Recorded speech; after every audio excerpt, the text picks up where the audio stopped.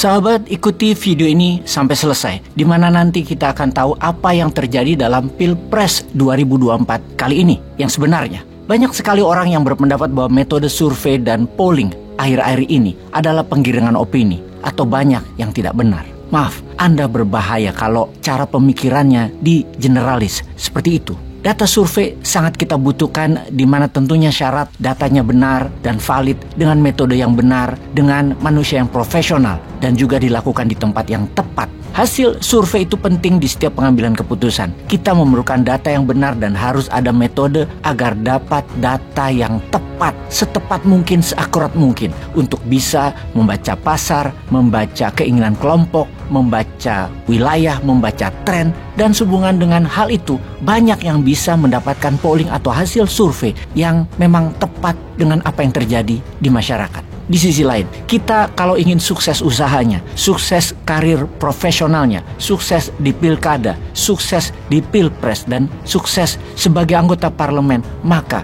data lapangan kekinian adalah segalanya. Real data adalah segalanya. Misalnya, Pak Jokowi itu di meja kerjanya, data itu setiap hari ada, data valid, data dari orang kepercayaannya, komen pasar, komen masyarakat, tren masyarakat, maunya masyarakat, dia kenal sekali. Indera penciuman Pak Jokowi urusan data lapangan, one of the best. Anda mungkin tidak percaya, apalagi bagi hatersnya Pak Jokowi yang selalu melihat fisiknya pelongo-pelongo, kesannya dia naif. Namun dia tidak sesederhana itu. Baginya, data adalah segalanya. Bahkan dia dikelilingi oleh orang-orang yang memang valid untuk memberikan data intelijen. Mana yang terbanyak dia ikuti. Dia bukan pembangun opini, dia ahli penunggang ombak, riding the wave. Itu Pak Jokowi masternya. Jadi kita lanjut buka rahasia sukses 02. Bagaimana? Selain menggunakan TikTok, tidak membalas bulian, mengkomunikasikan program yang mudah dipahami anak kelas 6 SD, maka strategi 02 lainnya adalah menggunakan serangan kampanye yang tepat di kelompok yang tepat.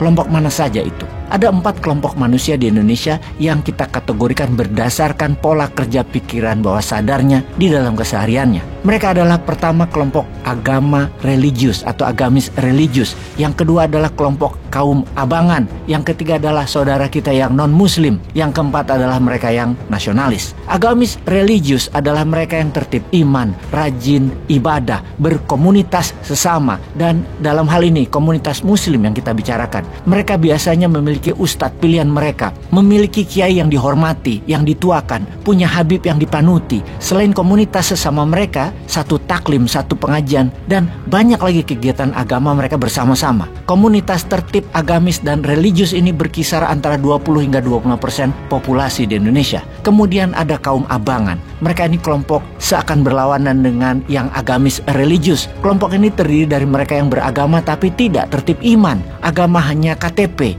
Kristen nggak ke gereja, ramainya hanya di Natalan dan di Tahun Baru. KTP Islam tapi nggak sholat, nggak ke masjid, munculnya hanya di Lebaran pakai busana Muslim. Juga mereka yang perennialis, yang oneness, yang bertuhan tapi tak beragama, mereka yang agnostik. Juga komunitas tradisional seperti kepercayaan, wiwitan, kejawen, agama tradisional, Dayak, Baduy, kaum universalis, perennialis, dan lain sejenisnya. Komunitas ini diperkirakan antara 25-27% populasi di Indonesia. Kemudian ada non-muslim yang diperkirakan juga antara 20 hingga 23% populasinya. Lalu ada kaum nasionalis. Mereka yang sekuler yang memisahkan antara agama dengan pemerintahan. Kelompok nasionalis sekuler merupakan kelompok yang memandang bahwa negara Indonesia tidak bisa didasari oleh agama. Terpisah, agama adalah hak individu. Negara harus mengayomi hak individu. Negara di atas hak individu. Komunitas ini sekitar 20-25% populasi. Jadi kalau kita membahas data hasil real count KPU yang saat ini sudah 80%-an suara yang masuk,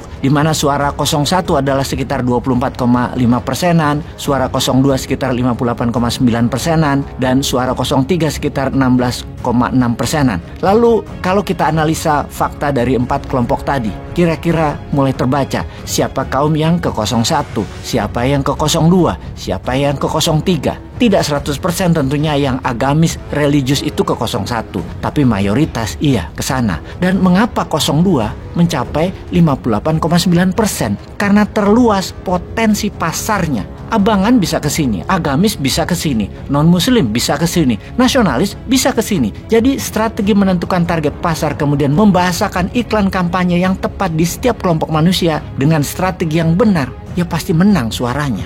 Jadi sahabat, bagaimana ke depan kita benahi lagi agar 2029 tahun politik berikutnya yang berkompetisi adalah yang terbaik versus yang terbaik. Peace.